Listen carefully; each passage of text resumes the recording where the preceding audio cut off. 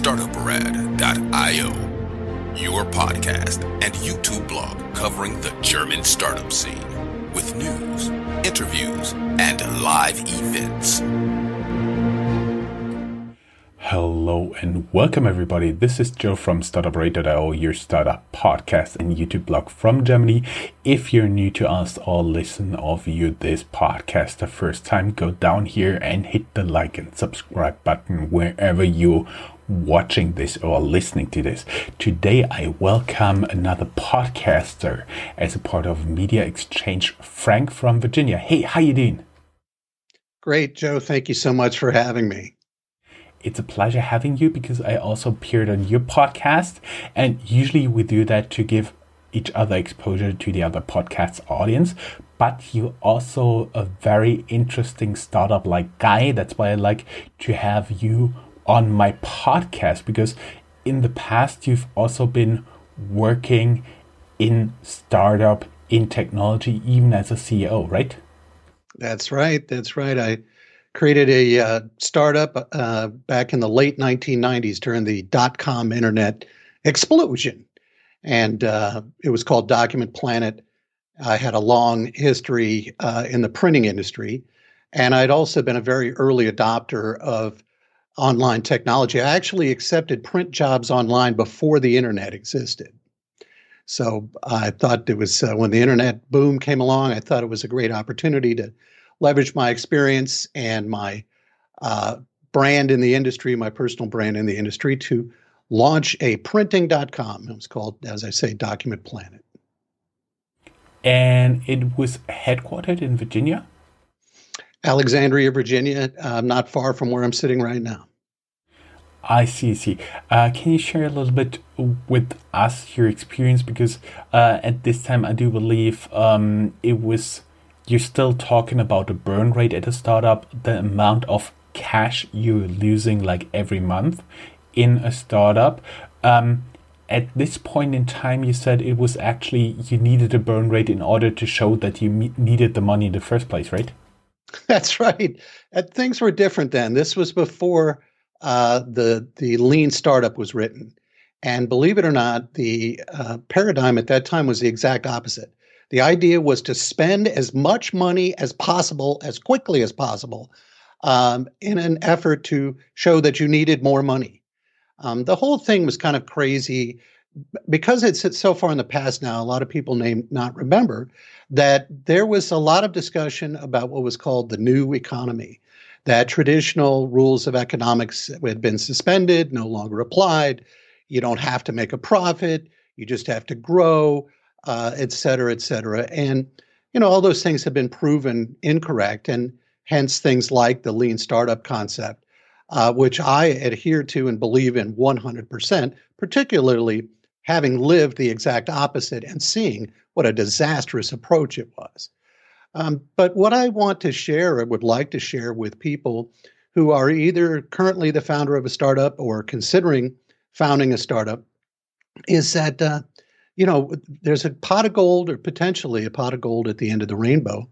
But you need to understand also that this is going to be probably the hardest you'll ever work and the most stress that you will ever go under, at least from a professional standpoint, than in any other point in your career, and certainly any previous point in your career.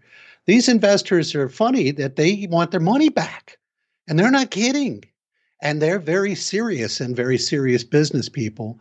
And you need to be able to perform. And as human beings, we can't always do what we had hoped or what we had promised. It's very stressful. And I have a few ideas on how you can keep that stress to a minimum and maximize the potential for success for yourself and for your startup. Would you share this with us before we get into the part where you actually list the Document Planet? Sure. Number one, when I came into this, I had never had, I was about to say I'd never had experience in a startup before, but that's not true. I actually had been involved in a startup that had an amazing run for about 6 months, and then it was acquired by a giant multinational company. And believe it or not, the circumstances of that were such that I had to sign a non-disclose that this transaction had ever even occurred. So that's about all I can tell you about it. but I would say that my learning experience there was not really that instructive because the circumstances of this startup were so unique. But I would recommend that you find yourself a job in a startup first. Get a feel for the mania and the stress and the hours and the fear and trepidation that goes on about, are we going to get that next tranche of funding? Are we going to be able to get our B round or whatever it is? How are we going to make payroll next cycle if we don't? And so forth, so that you get a real feel for the environment. It's a very different working environment, again, as I say, than any other place you ever worked. After you've done that, and if you're lucky, if it was a successful startup, you might have gotten some options, maybe you got some money out the door, and then you're ready perhaps to start your own. Um, Keep in mind that when you do your first startup, it's not going to be your last startup, let's hope. Um, don't try to hold on to 51% of ownership or maintain control. I mean, you should try and you should keep control as long as you can. But keep in mind that this is your first go round and the golden rule applies. The people with the gold set the rules. And if they want to bring in a professional management team, or they're going to push you out completely, or they're going to change the business model, or what have you, you need to roll with the punches and just look at it as much of a learning experience as you can. Again, if you're fortunate, I don't know exactly the statistics, but I think it's only 1 out of 5 or maybe fewer startups that actually succeed and turn into profitable businesses. If you're one of those 1 out of 5, great. Eventually, you will part ways with that company. And again, if you're lucky, you'll have some money in the bank. When you go to do your next startup, you're going to be a much more experienced person than you had been previously. You'll probably do a better job with execution. You'll be able to attract a better team. You'll already know who to go to ask for investment capital. You'll just understand so many things that right now you don't even know what you don't know. And then eventually what happens, and I think you'll agree with this, Joe, is people who create startups stop creating startups. They end up with enough money in the bank that they invest in other people's startups and they let those people work 200 hours a week and go through the stress and pulling their hair out and losing their marriage and et cetera. And then they are the person who sets the rules because they're the one with the gold now. I see. I found a few of your statements pretty interesting, especially 1 in 5 startups succeeds. Actually, I've heard more the number like 1 in 10. Nonetheless, even your more favorable statistic means that you have to try at least 5 times, statistically speaking, to be successful once. And it doesn't make sense to invest all your life savings, take on credit as much as you can, just to get this one startup off the ground, because there may or may not be 4 more before you become successful, right? That's right. Mm-hmm. You don't know what's going to happen. And there are a lot of exogenous variables. And by that, I mean acts of God like COVID and other things that can occur that completely unforeseen and completely out of your control. But even without acts of God, there are market forces and other things like maybe your business model wasn't such a great idea after all. That always reminds me of pets.com. For everybody who doesn't know that, it was a .com startup that basically burned a lot of money, and I think they assumed that they'll sell many very expensive items to dog owners, like diamond collars and stuff like that, in order to break even. So that wasn't the most sustainable business model, but nonetheless they got funding.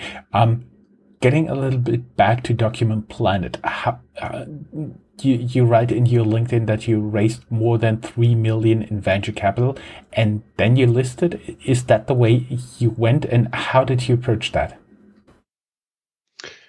Thanks. That's a good question. One of the important points about Document Planet was the timing. We started into it. We first started to get traction in the investment community late in the dot-com boom.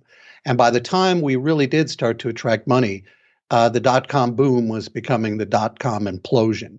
And it became increasingly difficult to raise capital, no matter whether you had the best business model in the world. So we became desperate. And as a result, my advisors and my investors uh, insisted that we go forward with what's called a reverse merger with a public shell company.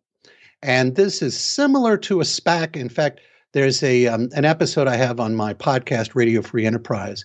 If you just search for the word SPAC, you'll find it, where the differences between a reverse merger and a SPAC are defined. But in any event, we decided to do this reverse merger so that we could become a publicly traded company, which meant that the trading in our shares became liquid. There was a liquid market for people to invest and people to get out.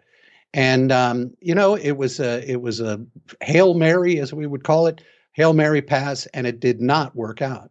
But I did learn, that the education I got from that was worth a few $1,000,000. I went from never having any involvement with a publicly traded company to becoming not only the CEO, but the chairman of the board of a publicly traded company. Now, we were a very small company, but we had the same reporting requirements as any other publicly traded company, and at least, within certain parameters. I had to, run board meetings. I had a board of directors that were a bunch of hard-bitten money people, and it just, you talk about an education. I certainly received one. And it also gave me a great perspective on the difference between a privately held company and a publicly held company.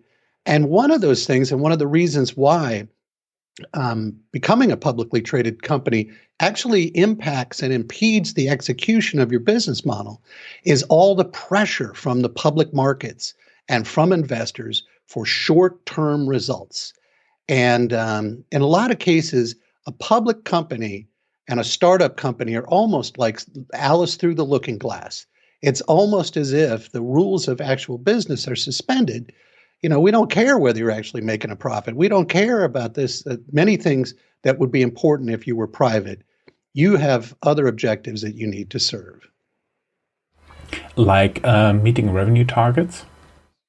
Yes. Well, of course, that's important. That's always important. But then, revenue is great. But what about profits? I had a meeting with a fund manager in Philadelphia.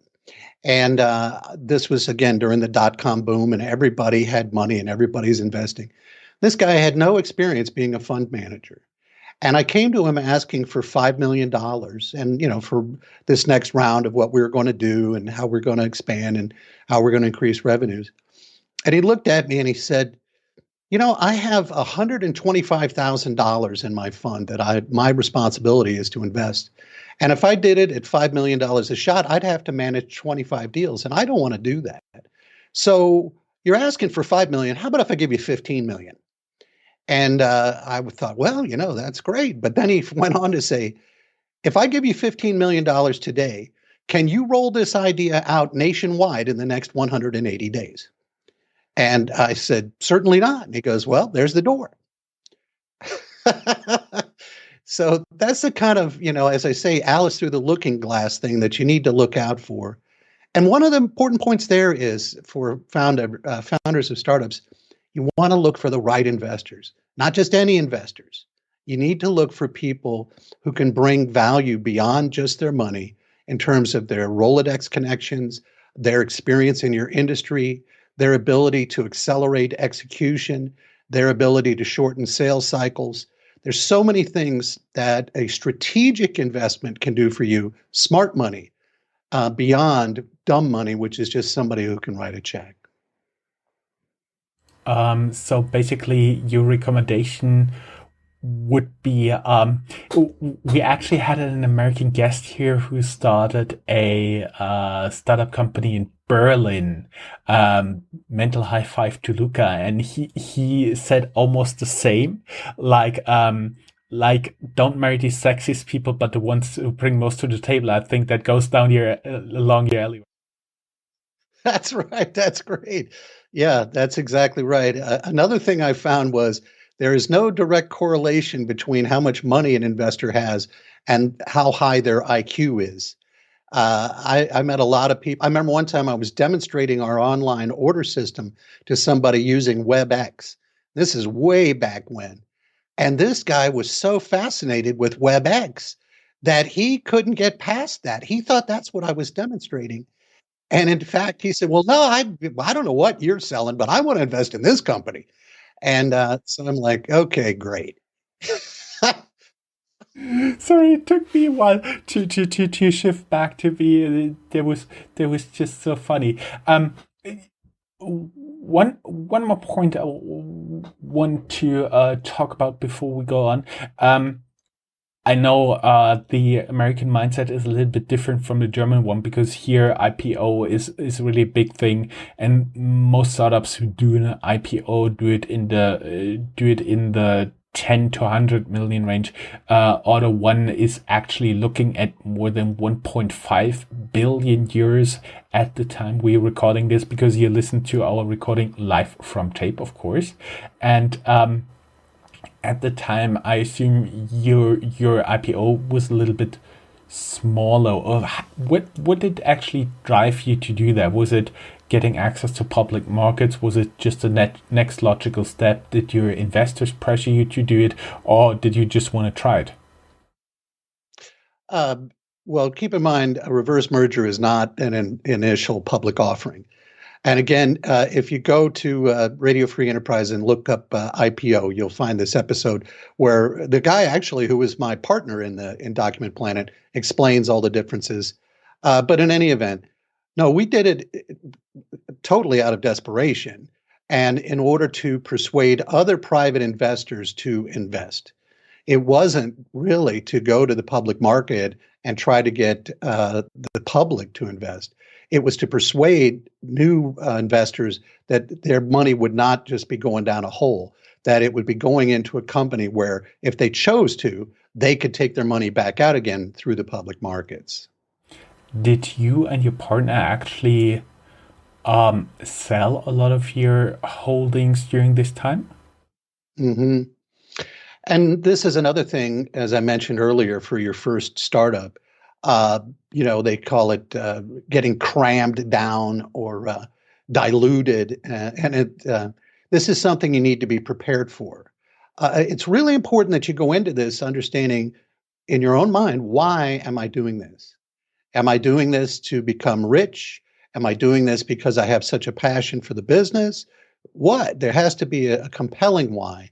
And, it's all arithmetic. So I started out with, I think, like 3 million shares, but if a share is worth nothing, then it's not worth anything.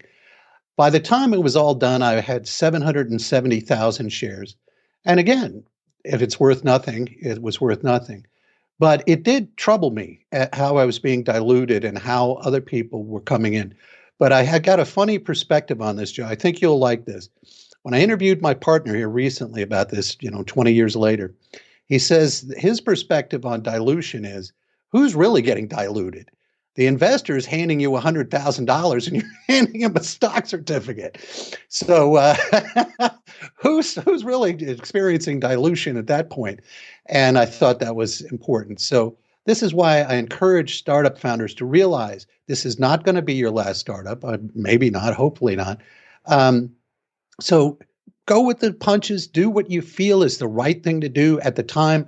Try to minimize your concerns about your own wealth or well-being in it. I mean, but the most important thing is your personal well-being. And if you, for example, like me, are absolutely miserable working with the investors and trying to struggle, it just wasn't worth it, Joe. And I ended up with nothing. I personally guaranteed the lease on our offices, ended up having to go to court and settle that. I guaranteed the lease on our computer equipment if we'd gone with the lean startup method, we never would have had any of that. And I remember sitting in a courtroom and coming with a settlement and making those payments. It was a miserable situation. And let me give you just one story that I think can emphasize how important it is to be true to yourself and not get in bed with investors that are going to make you miserable. 9/11, September 11th, the attacks of September 11th occurred while I was the CEO of Document Planet. And, Alexandria, Virginia is quite nearby to Washington, D.C. We were not far from the Pentagon. A lot of people who live around here, their parents or they work for the Defense Department. It was a terrible, terrible day here in this area. At about 1:00 in the afternoon, I let everybody at my office go home and be with their families. The next day, I got a phone call from one of my investors who said, "Hey, I called your office at 3:00 in the afternoon yesterday and nobody answered the phone. What kind of an organization are you running over there?" And I thought, what am I doing? Why am I dealing with a person like this? And but once you take their money, you got to take that call. I see.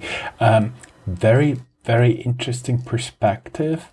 Plus, we are talking here for another topic because a lot of my audience is not from the US. Approximately a third of my listeners and viewers are from the US and Canada.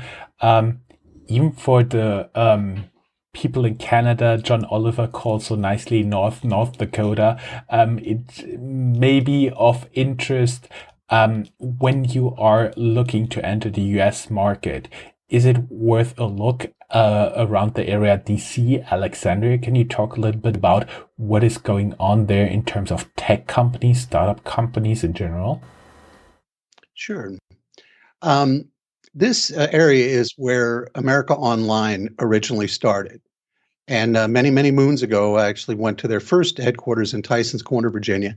Did not meet Steve Case, but he came into the room when I was meeting with some of the people there. And they then moved to another nearby location in Northern Virginia. And as a result, because, I don't know if you recall, but at one time, AOL was the biggest internet provider in the world by far. And AOL in some ways was the internet. That obviously is long in the past now.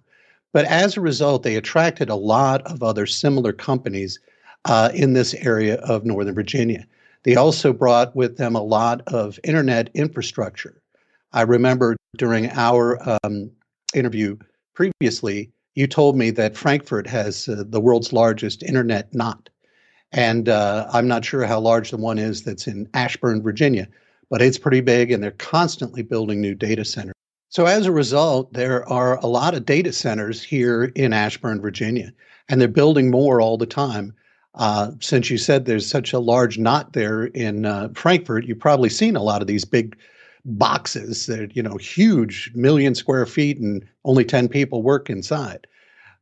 So that continues to grow here. So telecom is a big investment area here. Cybersecurity, anything that lays on top of all those servers and all those wires is big. Government contracting is a huge area of investment here in the DC area. If you go to, again, my podcast and search for the word London, you'll find an interview I did with an angel investor who only invests in cybersecurity, military, and government startups. So as with anywhere else in the world, you'll find startups, you'll find a printing startup, you'll find all kinds of different startups, but primarily government contracting, cybersecurity, and technology. That's very interesting. And of course, thinking about cybersecurity, the headquarters of the NSA as well as the CIA are not too far away from you. So there's like a big demand, right? Yes. And the CIA headquarters is an interesting place. In a totally different job. In fact, a job I had to take with a home improvement company after Document Planet exploded. I ended up on the campus of the CIA out in Langley, Virginia, on a construction job I was involved with. Can you actually talk about this? Are you permitted to say I was there? Yeah, I was there. Anyway, but yes, clearly the CIA, the NSA, all of those, there's, in fact, not far from where I am here, there's some kind of a surveillance installation at an Army base that they don't even talk about what goes on over there. But I know that there's a lot of satellite dishes. A couple of them, you can see the top rims of them above the trees. But yeah, there's some serious reconnaissance and surveillance and intelligence activity here in the DC area. And, you know, a kid in high school or somebody who knows how to code, a white hat hacker, you just never know who's going to come up with an idea that somebody in the government is going to glom onto. And the difference with the government as a client is you can go from zero revenues to hundreds of millions of dollars in revenues with the stroke of a check or the stroke of a pen on a contract. That's one of the reasons why government contracting startups are so attractive to investors. And you could go from writing one offer, one presentation after another for years without money as well. Yes, you could. I've been there, done that. Made a lot of investor presentations. Well, Frank, it was such a pleasure having you here. We talked about your experience as a .com CEO. We talked about what's going on in Northern Virginia, Washington, D.C. And of course, everybody who would like to learn more about you, we'll have the podcast we did together down here in the show notes. I'll look for the podcast with the spec you talked about with your former partner. That will be down here in the show notes. And everybody who would like to learn more, of course, there will be your LinkedIn profile as well as your podcast website where people can reach out to you. Thank you very much. It was a pleasure having you as a guest. Thank you so much, Joe. The pleasure was all mine. If you are a professional looking at the European startup scene, Germany is a place you cannot miss. Fortunately for you, there is Startuprad.io, the authority on German startups. This English-only podcast brings you fresh interviews each week. Most likely, you have never heard or read anything on these startups before in English, but you will in the future. Be ahead of the curve and subscribe to Startuprad.io podcast, or check for the Startuprad.io internet radio station. Check your Alexa for the Startuprad.io skill as well.